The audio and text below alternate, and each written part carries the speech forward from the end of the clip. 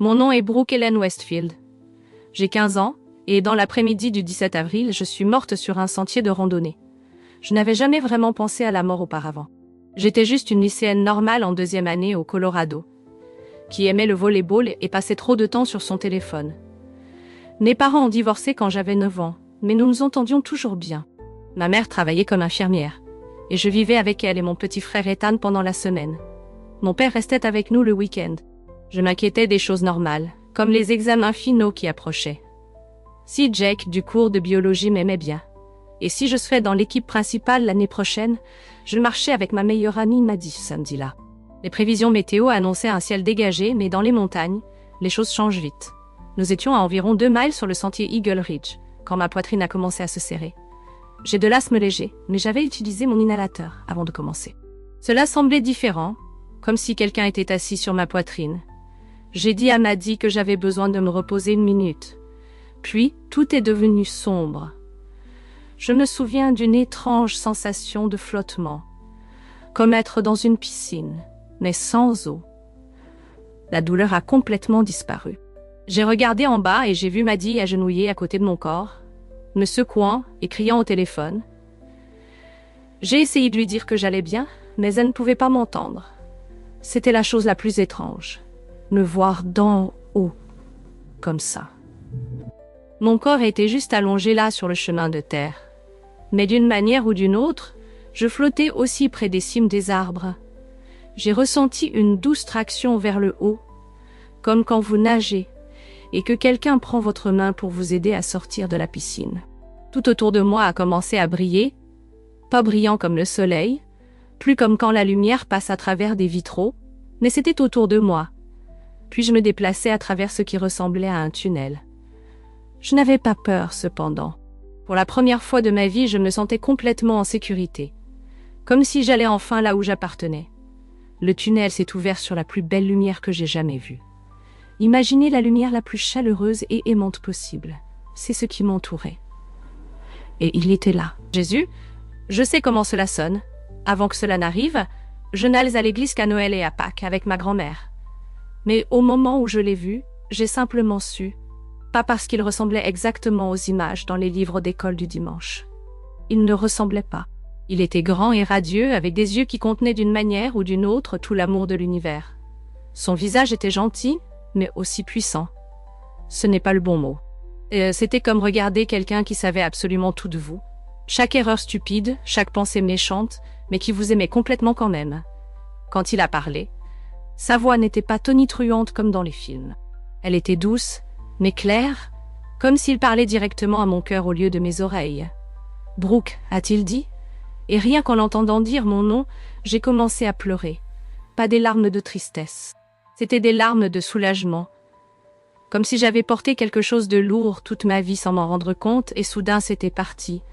Suis-je morte, ai-je demandé. Il a souri.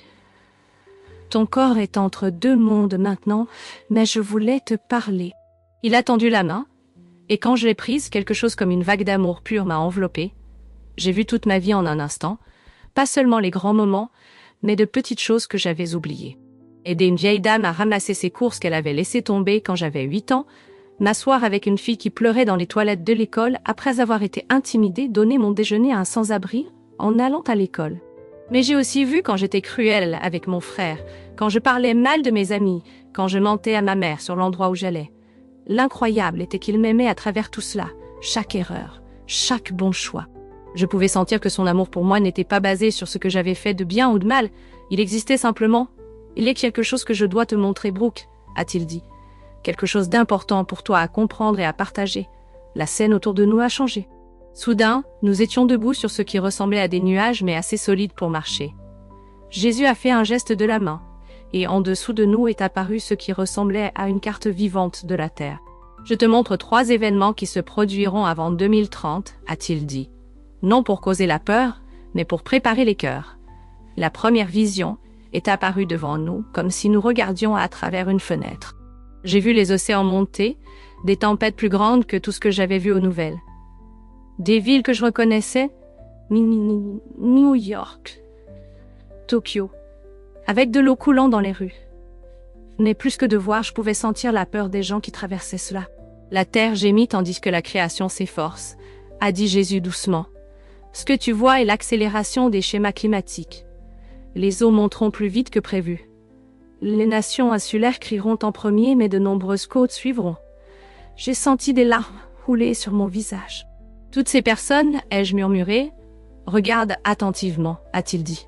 Alors que les eaux montaient dans la vision, j'ai aussi vu quelque chose de beau se produire, des gens s'aidant les uns les autres, des étrangers ouvrant leurs maisons, des nations qui étaient ennemies, travaillant ensemble, des églises devenant des abris.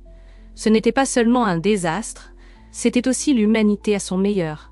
Dans la grande épreuve vient l'unité qui ne pourrait être trouvée dans le confort, a expliqué Jésus. Les cœurs se tourneront les uns vers les autres, et dans ce retournement, beaucoup me trouveront aussi. La scène a changé pour une deuxième vision. Cette fois, j'ai vu ce qui ressemblait à des pannes massives, des villes devenant sombres, une après l'autre. Des gens incapables d'utiliser des téléphones, des ordinateurs, quoi que ce soit d'électronique, les systèmes que l'homme a construits sont devenus à la fois tours et béquilles, a dit Jésus. Un temps approche où ils échoueront pour une teinte, ce qui a été construit sur l'orgueil sera humilié. Dans la vision, j'ai vu la panique au début, mais ensuite quelque chose a changé. Les gens sont sortis de chez eux. Ils ont discuté avec des voisins qu'ils n'avaient jamais connus auparavant. Ils ont partagé de la nourriture, joué de la musique, raconté des histoires. Les enfants ont joué dehors au lieu d'être sur les écrans. Dans l'obscurité, les gens se sont rencontrés. Quand les lumières de l'homme s'éteignent, ma lumière brille plus fort, a dit Jésus. Beaucoup d'âmes, qui ne pouvaient pas m'entendre à cause du bruit, me trouveront dans le silence. La troisième vision a été la plus difficile à regarder. J'ai vu une maladie se propager, pas comme le Covid que nous avons tous vécu, quelque chose de différent. Dans la vision, les gens avaient peur d'être à nouveau proches les uns des autres, mais cette fois j'ai vu quelque chose de plus sombre derrière tout cela, comme si la peur était nourrie d'une manière ou d'une autre, utilisée. Une nouvelle maladie apparaîtra, a dit Jésus. Mais la plus grande maladie sera la peur elle-même et comment elle divise les cœurs, les uns des autres.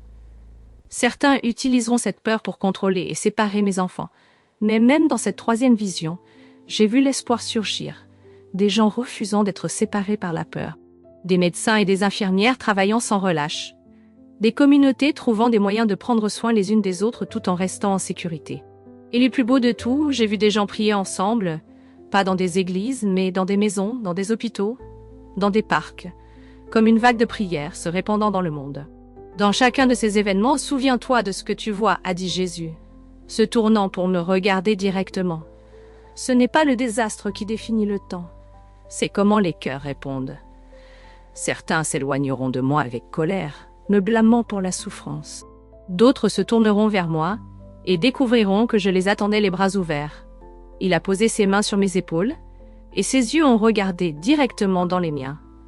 J'ai senti comme s'il pouvait voir chaque recoin de mon âme. Je ne montre pas ces choses pour te faire peur ou effrayer les autres. La peur ne vient pas de moi. Je montre pour que tu puisses dire aux autres qu'il y a de l'espoir et de la préparation, pas seulement des provisions et des plans, mais la préparation des cœurs. J'ai hoché la tête, bien que mon cœur soit lourd de ce que j'avais vu. Il y a quelque chose d'autre que tu dois comprendre, a-t-il continué. Ces événements ne sont pas ma punition. Ce sont les conséquences des choix que l'humanité a faits, et de s'éloigner du soin de ma création et les uns des autres.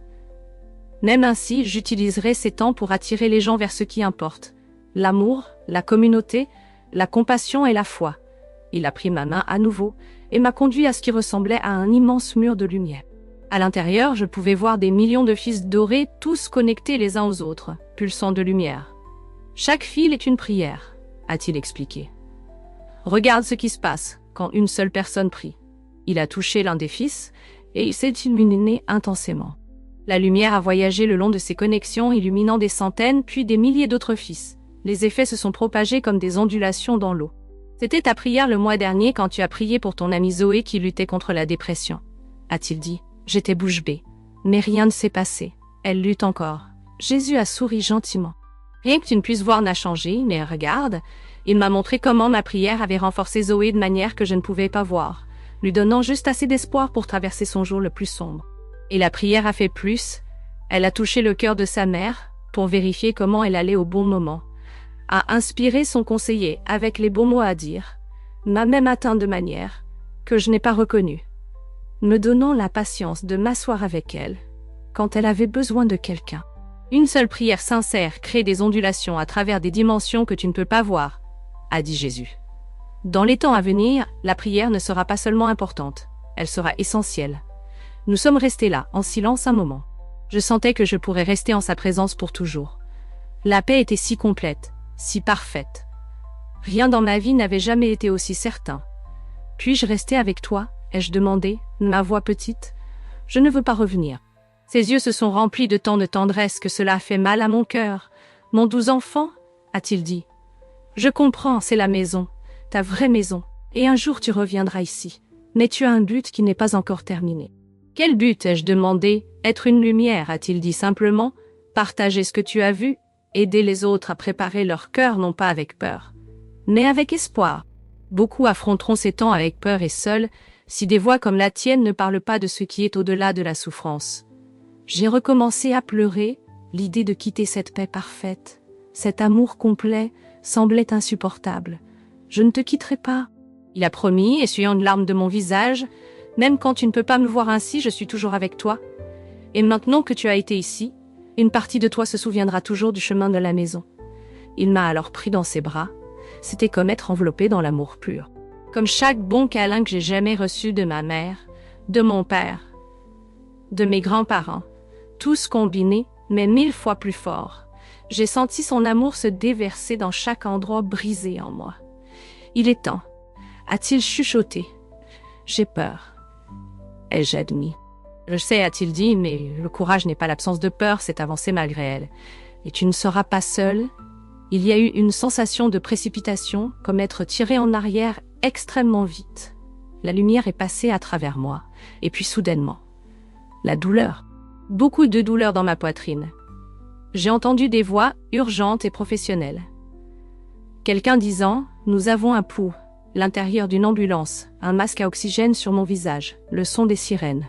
J'ai essayé de parler pour leur dire ce que j'avais vu, mais je ne pouvais pas former de mots. Tout faisait mal. Ma poitrine semblait avoir été écrasée. J'ai cligné des yeux vers le secouriste penché sur moi. « Tu vas bien aller, chérie, » elle a dit. « Tu es de retour avec nous maintenant. » De retour, mais pour toujours changer. J'ai passé 3 jours à l'hôpital. Le médecin a dit que j'avais eu un arrêt cardiaque soudain dû à une condition cardiaque non diagnostiquée. Ils ont appelé cela un miracle que m'a dit sage faire la RCP à cause de son entraînement de sauveteur. Ils ont dit que j'étais cliniquement morte pendant presque 4 minutes ici, mais ce qui semblait des heures là-bas. Le cardiologue se tenait au pied de mon lit d'hôpital, secouant la tête en regardant mon dossier. En 23 ans de pratique, je n'ai jamais vu quelqu'un de ton âge se rétablir aussi rapidement d'un arrêt comme celui-ci, a-t-il dit. Surtout sans dommages cérébraux. Après tant de temps sans oxygène. Tu es un véritable mystère médical, bro. Ma mère n'a presque pas quitté mon côté, dormant sur la chaise inconfortable de l'hôpital. Quand elle est sortie pour prendre un café, j'ai raconté à mon père ce qui s'était passé. La véritable histoire, pas seulement l'explication médicale. J'avais peur qu'il ne me croie pas.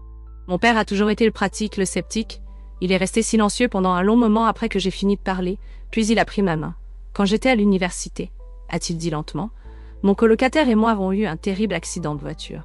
Je ne t'ai jamais raconté cela parce que, eh bien, cela semble fou, mais j'ai eu une expérience. Pas exactement comme la tienne, mais j'ai vu quelque chose au-delà de cette vie. Je ne l'ai jamais oublié. Des larmes ont rempli ses yeux. J'ai passé 20 ans à essayer de comprendre cela, à essayer de m'intégrer à nouveau dans la vie normale. Et te voilà. Ayant vu aussi. C'est alors que j'ai réalisé que ces expériences ne sont pas aussi rares que nous le pensons. Les gens n'en parlent tout simplement pas beaucoup. Ils ont peur de paraître fous ou d'être jugés. Quand je suis rentrée de l'hôpital, tout semblait différent pour moi. Les couleurs semblaient plus vives, le ciel plus beau. Même les choses agaçantes comme les jeux vidéo bruyants de mon frère ou les devoirs ne me dérangeaient pas autant. J'ai commencé à remarquer davantage les gens, à vraiment les voir. Le caissier du supermarché avec des yeux fatigués, les enfants assis seuls au déjeuner, la voisine âgée luttant avec ses poubelles.